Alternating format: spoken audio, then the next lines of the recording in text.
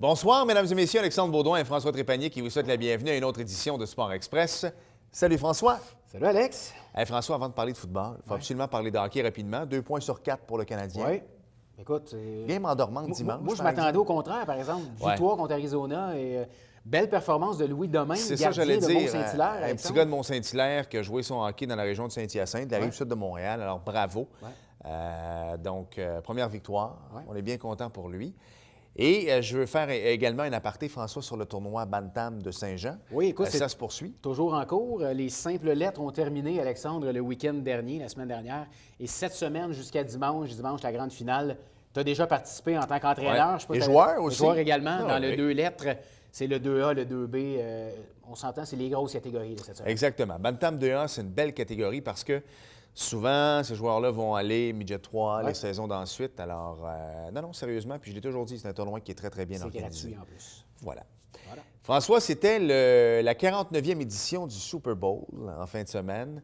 Et on ne peut pas dire qu'on a été déçus parce que ça a été tout un match. Quel spectacle, Alexandre. Tu connais, je ne suis pas le plus grand fan du football américain. Je regarde plutôt les séries et le Super Bowl. Mais écoute, j'avais jamais vu un match de football aussi excitant.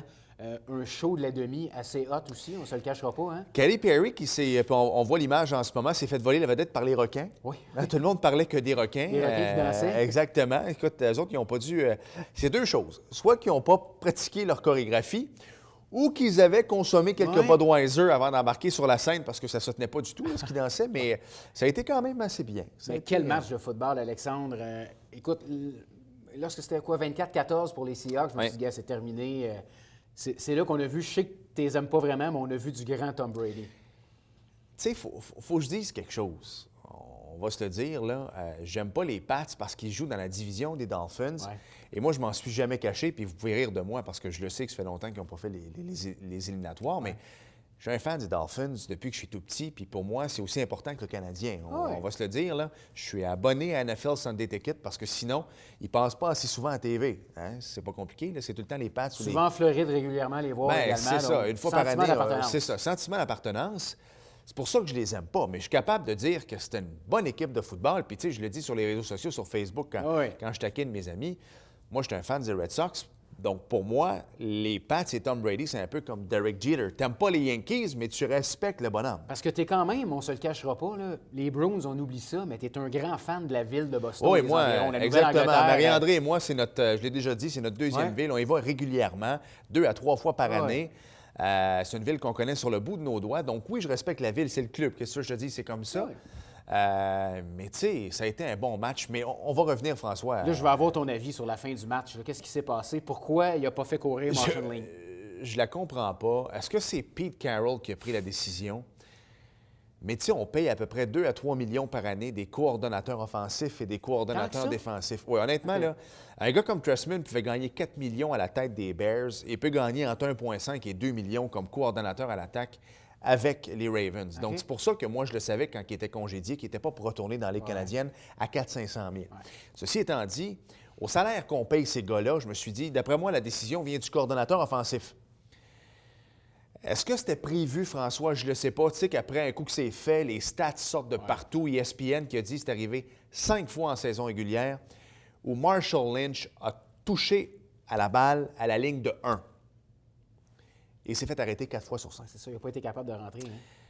Mais moi, mon humble avis de Tidjo connaissant qui était dans sa maison au 180 rue des Marguerites, là. Il capotait aussi. Oui, je capotais, mais j'aurais fait courir Marshall Lynch. Ouais. Il restait un temps d'arrêt en plus. T'as-tu gagné? Moi, j'ai gagné. Moi, je prenais pour les Pats. La majorité des gens à qui je parle, on est sur Montréal, on est près de Boston, tu l'as dit tantôt. Ben moi, il y a énormément de partisans des Pats et des Bills dans la région, pour vrai. Là. Mais en tout cas. Parce que moi, je vais aller voir la NFL le plus près. C'est là. Ben, en fait, Buffalo, aussi. Boston. Beau parc, un petit peu moins intéressant que les Patriots. Hein. Ils ont déjà une belle équipe dans les années 90. François, on s'arrête, belle émission. Oui. On parle avec François Laramée. On poursuit notre entrevue de la semaine dernière. Chronique plein air, toujours aussi intéressant. François Laramée, qu'on peut également entendre au 91-9 avec Jean-Charles Lajoie. Il faut arrêter, on va dépasser. Et également Frédéric Hood pour les courses gourmandes. On commence avec ça. On commence, donc on s'arrête 5 secondes et au retour, Frédéric Hood. C'est du côté de Ange-Gardien en Montérégie qu'aura lieu le demi-marathon des glaces. Et pour en parler, l'organisateur en chef Frédéric Hood des courses gourmandes est avec nous. Salut Fred. Salut François. Beau teint basané, tu reviens de Floride, toi? Ben oui, il faut prendre un peu de soleil quand il fait un peu trop froid ici. En as-tu profité pour aller courir un peu là-bas? Oui, c'est une température idéale. D'ailleurs, il faisait frais, il faisait seulement 20-22 degrés, donc c'était parfait pour courir. On regarde la journée aujourd'hui, on tourne le lundi, il fait tellement beau, il fait tellement chaud aussi. Content d'être revenu? Pas tellement. Fred, parle-moi un petit peu du demi-marathon des glaces qui s'en vient. Ça va être une première à Ange-Gardien en Montérégie. Pour quelle raison vous avez transféré ça de Rougemont à Ange-Gardien? Bien, en fait, on s'est rendu compte l'année dernière qu'il y avait plusieurs événements, de nos événements, qui se retrouvaient dans deux fois au même endroit. Ouais. Aussi, on a voulu, c'est ça, un peu faire plaisir aux autres villes environnantes. Donc, on s'est dit, pourquoi pas, on va organiser une course où on peut accueillir plus de coureurs sur un circuit qui va être une seule boucle de 21 km pour le demi-marathon, ce qui n'était pas le cas l'an dernier. Ouais. Pour nous, c'est ça, c'est super le fun parce que je pense que ça va être la première course au Québec qui offre une distance de demi-marathon l'hiver qui ne fait pas 2 ou 3 boucles. Parle-moi un petit peu du parcours, les paysages à Ange-Gardien. Ça va ressembler à quoi là, pour les gens qui ne sont jamais allés dans ce coin-là? Bien, ça va ressembler à l'hiver québécois beaucoup, j'imagine, parce qu'on voit en fait, il y a beaucoup de champs, on traverse des rangs. Ouais. Puis, j'espère pour les coureurs qu'il n'y aura pas trop de vent parce que c'est quand même l'hiver, c'est quand même, on peut s'attendre à n'importe quelle température. C'est ce que je m'en allais te demander. Parle-moi un petit peu de la complexité peut-être d'organiser un événement en hiver à comparer à tous vos autres événements que vous organisez pendant l'été, le printemps, l'automne. Bien, c'est toujours, en fait, ça va être plus compliqué, je pense, rendu sur place ou dans les jours qui précèdent en fonction de la température qui est annoncée. Si on a une température comme cette semaine où on a des bourrasques de vent, beaucoup de températures très froides, on va s'ajuster, mais en même temps, nous, la seule température qu'on n'aime pas, qu'on n'aimerait pas avoir, c'est du verglas. Ouais. Parce que sinon, les routes, ça se déblaye, ça se court. Il n'y a pas de problème, puis de toute façon, on s'habille chaudement, puis on court. Là, les gens vont se demander, est-ce qu'il reste de la place pour courir au demi-marathon des glaces? Parce qu'on connaît votre réputation, les courses gourmandes, hein, ça se remplit assez rapidement pour aller courir vos événements. Est-ce qu'il reste encore de la place pour le 22 février prochain? Il reste de la place encore. On est quand même maintenant de prendre des inscriptions tardives parce qu'on a maintenant une bonne équipe là, qui est capable là, de s'organiser avec tout ça jusqu'à la fin. Parce qu'avant, l'équipe, c'était toi? Oui, c'est juste qu'à un moment donné, on ne peut pas tout faire. Donc, mais oui, il reste de la place. Puis quand même, déjà, plus de 1450 coureurs inscrits pour une course d'hiver en plein mois de février. C'est quand même étonnant. L'engouement est là. Oui. Parle-moi un petit peu, Fred, des prochains événements. Là, on a vu que les courses gourmandes, c'est comme des champignons. Hein, ça commence à pousser un petit peu partout, les nouvelles étapes. Vous en avez annoncé des nouvelles, entre autres au Baluchon? Oui, l'auberge de Baluchon à Mauricie, à Saint-Paulin, qui est qui a beaucoup de sentiers, beaucoup de kilomètres de sentiers, une vingtaine. En fait, c'est des sentiers de terre battue, cross-country. Ouais. Donc, 21 juin, site enchanteur, c'est vraiment magnifique. Donc, je pense que ça va être une des plus belles courses de l'année. En tout cas, des courses gourmandes. Elles sont pas mal toutes belles, mais à chaque fois qu'on a une nouvelle, on dirait qu'elle va être encore plus belle. Là, après, vous allez prendre le côté de la Rive-Nord? Oui, on s'en va, en fait, à Mirabel, Basse-Laurentide, au parc du Bois de Belle-Rivière, qui est un autre site enchanteur. Plusieurs kilomètres de sentiers. Encore là, même principe un peu qu'à l'auberge de Baluchon. Ouais. Des courses de 1, 2, 5, 10, 21 kilomètres dans le bois. C'est pas de la trail là, comme des courses de trail là, de racines, de roches, de boîtes. C'est vraiment des beaux sentiers de terre battue. Puis encore là, un beau site enchanteur. Ça, c'est le 12 octobre, lundi de l'Action de grâce. Comment on fait, Fred, pour faire la prospection des nouveaux événements? J'imagine, là, toi, comme je l'ai mentionné, la réputation est là, les gens vous connaissent, les gens vous appellent, viens faire un événement chez nous. Comment vous faites pour choisir? On fait beaucoup de prospection. Je me déplace beaucoup dans des endroits différents. Je veux voir les lieux. Je regarde aussi beaucoup par Google Earth pour voir les lieux. Puis, il y a beaucoup de sites au Québec qui sont intéressants. Il y a effectivement quelques autres projets qui sont sur la table. Ouais. Mais on ne peut pas tous les faire non plus. Il y a des villes qui nous appellent encore pour organiser des événements chez eux. Il y a des fondations qui nous demandent d'organiser leurs courses qu'ils organisaient, parce que ces gens-là sont spécialisés en levée de fonds et non pas en organisation d'événements. Ils se rendent compte du travail qu'il y a derrière l'organisation et que ça prend vraiment 6 mois, 7 mois, 8 mois de préparation. Et ces gens-là n'ont plus le temps. Donc, nous demandent d'organiser ça. Peut-être que ça va nous arriver d'organiser une grosse course sur la Rive-Sud, d'ailleurs, pour une fondation. Là, la dernière fois que tu es venu à l'émission, tu parlais, là, vous avez plusieurs événements, les courses gourmandes. Il y en a peut-être que tu laisserais tomber pour l'année 2015. Est-ce que les décisions ont été prises? Est-ce que tu peux en parler aujourd'hui? Oui, en fait, le demi-marathon des récoltes qui avait lieu à Mont-Yamaska prend une pause cette année. Parce que, comme je l'ai dit tantôt, 2 événements dans la même municipalité dans la même année, c'est beaucoup. C'est solliciter 2 fois les mêmes partenaires, c'est bloquer 2 fois le village. Et c'est en même temps, les citoyens puis les coureurs des environs vont choisir une des 2 courses. Donc pour nous, c'est moins... c'est plus le fun d'organiser une course où il y a 2-3 000 personnes, que le party est encore plus gros que 2 fois par année, là, refaire à zéro l'organisation puis tout. Puis en même temps, c'est correct aussi. Ça permet aux gens d'aller voir les autres courses qui existent aussi là, au Québec. Est-ce que les événements plus ponctuels de soirée, comme Venise en Québec, Saint-Hyacinthe, vont être au programme pour cette année? Venise en Québec, oui, il revient le vendredi 4 septembre. Parce qu'on a reçu M. le maire il y a quelques semaines à l'émission. Il était enchanté des courses gourmandes. J'espérais que tu me dises que vous étiez pour être de retour. Bien sûr, on est de retour. En fait, c'est ça, c'est le vendredi précédent la fête du travail. OK. Donc, thématique années 80 cette année. Donc, on demande aux gens de se déguiser avec leur plus beau kit fluo.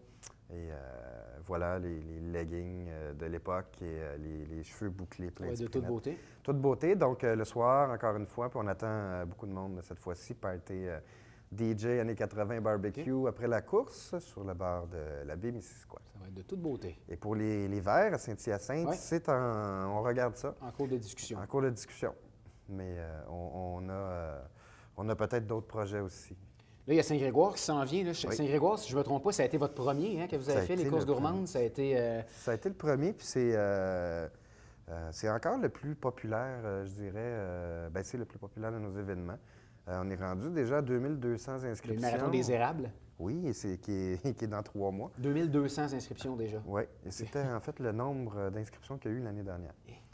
Donc, on pourrait possiblement... Une capacité de combien? C'est ça. Le problème, c'est la capacité. Donc, peut-être 2700, 2800, mais on pourrait aller à 3000, 3500, mais on n'a pas les...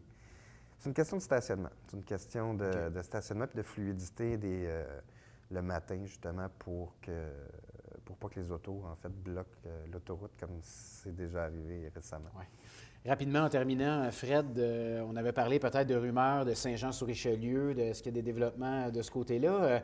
On sait que le plus gros des téléspectateurs de Sport Express viennent de Saint-Jean-sur-Richelieu et les régions. Et il y a plusieurs coureurs là-dedans. Est-ce que tu peux nous annoncer quelque chose? Bien, malheureusement, François, pour l'instant, on a comme laissé tomber le projet. OK. C'est sur la glace, en fait. OK. On aimerait bien. On a choisi de faire l'événement du Baluchon cette année parce que c'était en fait les mêmes dates un peu que ce qu'on voulait faire à Saint-Jean. Par contre, on regarde pour peut-être 2016, on va travailler ça. On va regarder ça avec les intervenants de la ville. On l'espère, mon cher. Oui. Si tu as besoin d'un coup de main de Sport Express, on va être là pour en parler. Puis on peut même y aller sur place pendant l'événement. Courir? Oui, peut-être pas courir, non. Faire des reportages avec les coureurs, par contre. Oui, ça serait intéressant. Le message est lancé à M. le maire et Michel Fecteau, que les courses gourmandes sont bien intéressées. Fred, en terminant, l'adresse Internet, si les gens veulent s'inscrire aux prochaines courses, avoir plus d'informations sur les courses gourmandes? Toujours lescoursesgourmandes.ca. Puis, donc, tout est là. Tous nos événements sont là. Et plein de vidéos aussi, d'ailleurs, de nos courses, de photos. Et voilà. Il y en a beaucoup à voir. Hein? Beaucoup. Page Facebook également, on va liker votre page. Oui, il y a la page des courses gourmandes et il y a la page de chacun des événements. Oui. Beaucoup d'actions là-dessus. Bien, Frédéric Houd, merci beaucoup d'être passé à l'émission. Merci à toi. Bon retour de la Floride. Tu vas voir que c'est un petit peu différent et surtout bon retour dans la tempête à Magog ce soir. Merci beaucoup. Merci, Fred.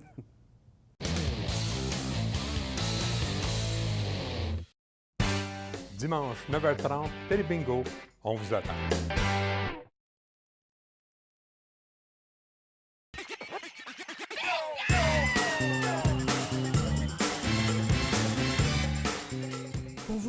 divertir dans le confort de votre foyer.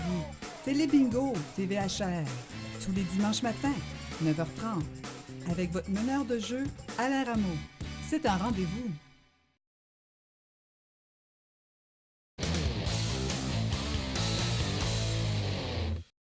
Nous sommes de retour à Sport Express et on vous l'avait promis que François était pour revenir cette semaine. Salut François! Tu tiens tes promesses, Je sais, je suis un gars de même. Absolument. François, écoute, je pensais pas qu'on pouvait parler de pêche parce que là, on est quoi? On est dans la première semaine de février. Et là, tu veux me parler de pêche blanche? Que veux-tu? Vas-y. On en est là. Ben oui. Alors, il y a plein de possibilités de pêche blanche. Dans la région, c'est le fun parce qu'on peut, on peut pratiquer la pêche blanche un petit peu partout. On est au cœur de la Montérégie ici. Premier aparté, il y a également de la pêche blanche qui se fait un petit peu plus loin, la fameuse pêche aux petits poissons des chenaux. Exact. Mais c'est commencé déjà, ça? Oui, c'est commencé. Ça a commencé, je te dirais, la première semaine de janvier. Ouais. On est encore dedans pour au moins 2 semaines. Alors, s'il y en a qui veulent aller faire un tour du côté de Sainte-Anne-de-la-Pérade, c'est une belle expérience aussi. Cabane chauffée, les trous, les trous dans la cabane pour accéder évidemment à l'eau. Les lignes sont là, puis il y a du poisson. Il paraît que cette année, la pêche est excellente, alors ça peut être une possibilité. Cela dit, si on veut rester dans notre région, en Montérégie, il y a beaucoup de possibilités de pêche blanche dans la région. Premièrement, évidemment, Baie-Missisquoi. Baie-Missisquoi, qui n'est pas loin, évidemment, de Saint-Jean-sur-Richelieu.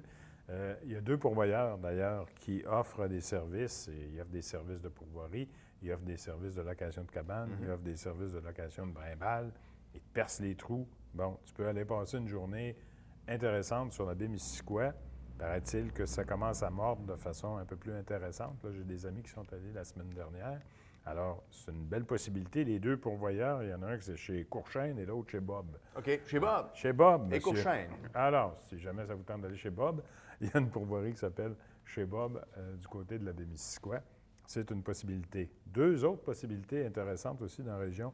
Le port de Montréal, c'est quand même pas loin de nous. C'est vrai. Depuis 2 ans, il y a maintenant une espèce de village sur glace qui est monté, qui est érigé dans le Vieux-Port de Montréal. Là aussi, on offre des services de location de brimbales, on offre des services de location de cabanes, de tentes. Il y a une fourchette de prix qui vient avec, bien évidemment. Mais tu sais, c'est tout à côté aussi de la Rive-Sud de Montréal. Oui, puis honnêtement, si vous êtes jamais allé dans le Vieux-Port en hiver, c'est très beau. C'est très beau en été, mais en hiver, avec les lumières et tout ça, c'est magnifique. Tout à fait. C'est joli. En plus, c'est pas loin. Et, autre élément intéressant, la pêche est excellente. Écoute, j'ai vu des photos cette semaine de pêche au doré. OK. Doré à Chigan, perche chaude, évidemment. Mais il y a de belles pêches qui s'effectuent dans le Vieux-Port de Montréal. Alors, ça peut être un endroit, là, ça prend 10 minutes, aller là, 15 minutes, là, de la Rive-Sud. Question bien niaiseuse. Moi, je ne suis pas un fan de pêche et par contre, je suis un bon mangeur de poissons. Oui. Est-ce qu'on peut retrouver un goût différent si tu pêches un poisson dans les eaux très, très froides comme janvier, février, ou que si tu le pêches au mois de juillet? Est-ce qu'on peut sentir une différence? Oui, bien la chair du poisson risque d'être plus ferme. Si tu pêches du côté de Longueuil, ça risque de goûter le pétrole. Oui, ça, c'est sûr. Ouais. Salutations, Mme Saint-Hilaire. Blague à part. Non, c'est tout parti, ça. Il n'y a pas de danger. Mais effectivement, le poisson, évidemment, évolue dans une eau beaucoup plus froide. Alors, la chair du poisson va être beaucoup plus ferme. Deuxième phénomène que probablement tu ne rencontreras pas, souvent en été, quand il y a vraiment de grosses chaleurs, quand la température de l'eau monte, je pense entre autres à la perche chaude, où tu vas retrouver des parasites dans la chair ou des petits vers même qui vont proliférer dans des températures chaudes, ce que tu ne vois pas en hiver. Alors, le poisson est très consommable.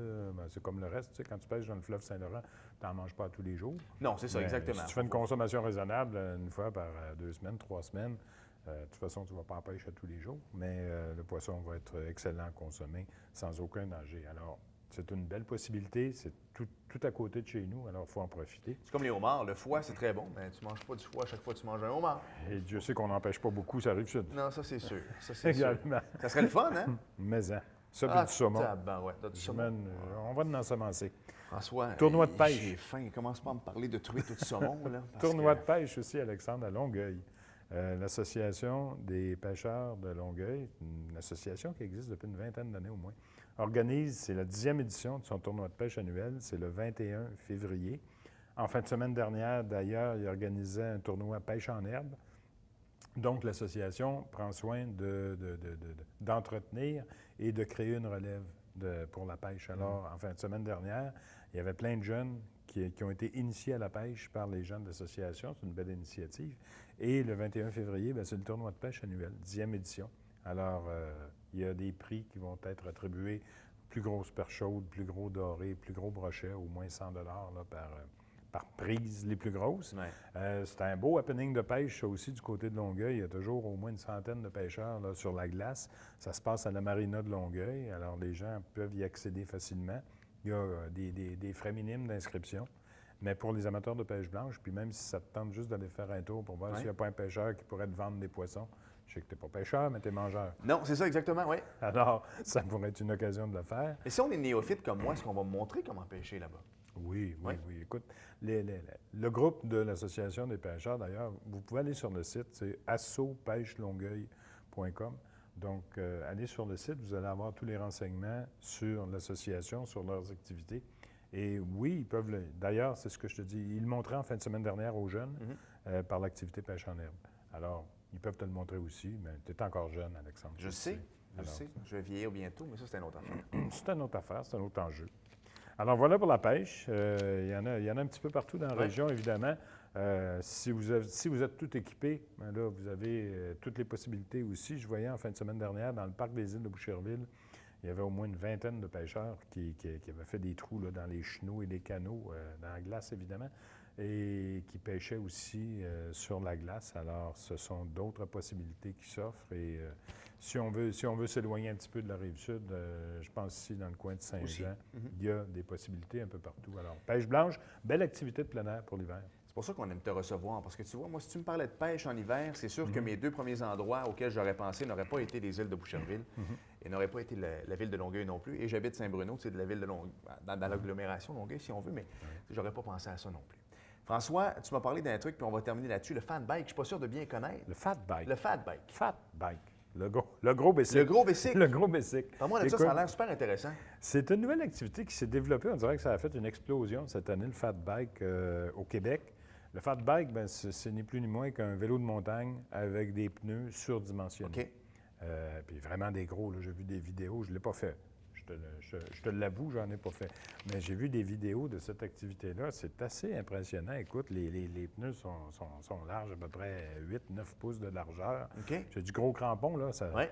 Dans le fond, c'est un vélo, c'est comme si tu faisais du vélo de montagne l'hiver. Alors, il faut trouver les endroits pour le pratiquer. Souvent, tu vas le pratiquer dans des réseaux de ski de fond, par exemple. Ouais. Je pense entre autres au Mont-Tremblant, actuellement, qui offre, je pense, c'est 34 ou 38 kilomètres de sentiers pour le fameux fat bike dans les sentiers de ski de fond de Tremblant, de Mont-Tremblant. Plus près de nous, tu en as aussi à Sherbrooke. Tu as une petite montagne de ski à Sherbrooke, pour ceux qui connaissent le Mont-Bellevue. Et le Mont-Bellevue, bien, il y a un circuit qui a été aménagé pour faire du fat bike autour de la montagne. Alors encore là, c'est assez impressionnant comme phénomène. C'est le fun parce que ça te permet d'utiliser ton vélo de montagne. Puis je sais qu'il y en a des amateurs de vélo de montagne dans le coin. Je pense juste à Bromont, qui est une véritable mecque du vélo de montagne. Il y a de beaux endroits dans la région ici pour faire du vélo de montagne, faut se le dire. Oui, absolument.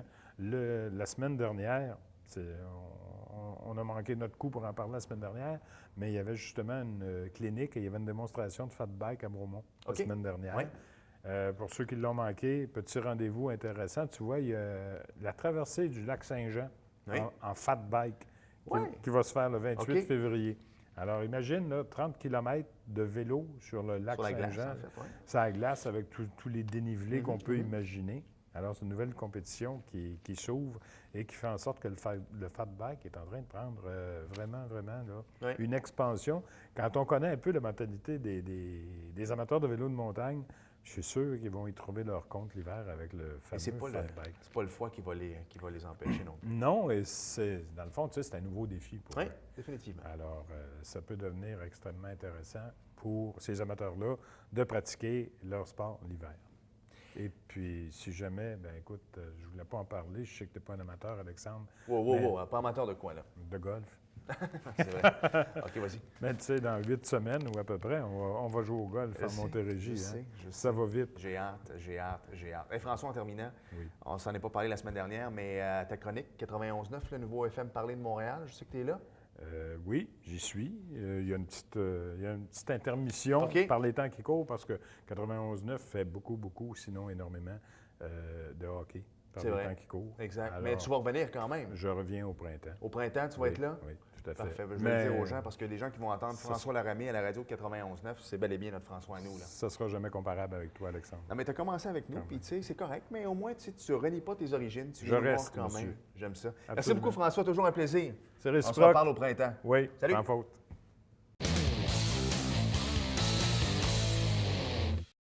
Nous sommes de retour et François, on n'a plus de temps. On a trop parlé au départ Seconde, de il reste. football. Vas-y avec les adresses courriel rapidement. sportexpress@tvhr9.com pour venir à l'émission. Pas mal ça. Voilà. Merci, François. Merci, Alex. Merci à vous d'avoir été là. Et à la semaine prochaine. prochaine. Bye bye.